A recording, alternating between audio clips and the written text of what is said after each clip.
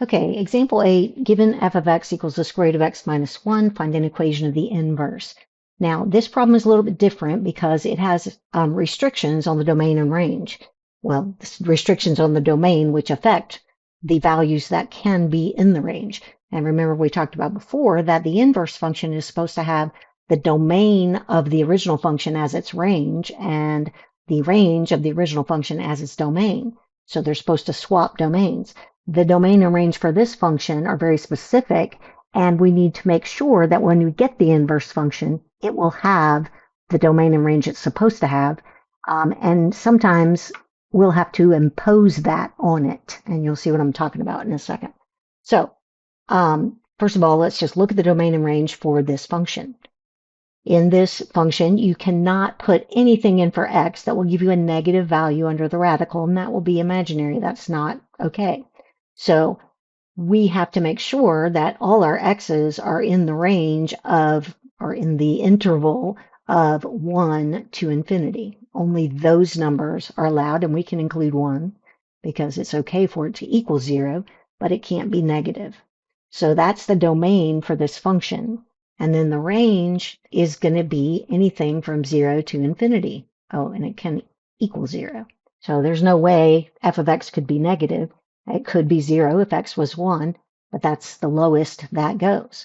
So we need to make sure that when we get the inverse, it has the range as its domain and the domain as its range. All right. So if we go ahead and find the inverse, we're going to have y equals the square root of x minus 1. We're going to swap x and y, and then we're going to square both sides.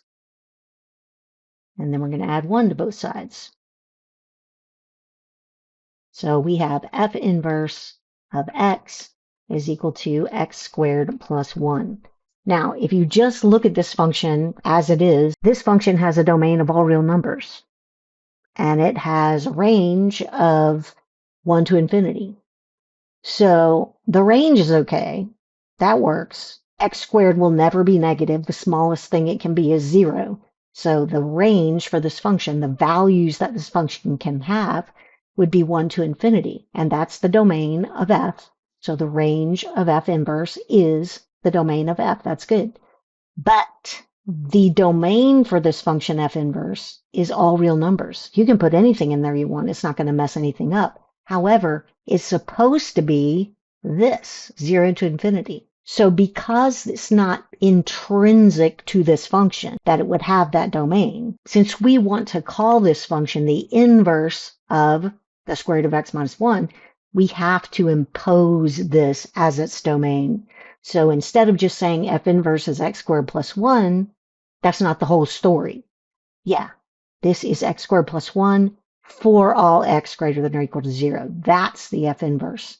That's the inverse of the function f equals the square root of x minus 1.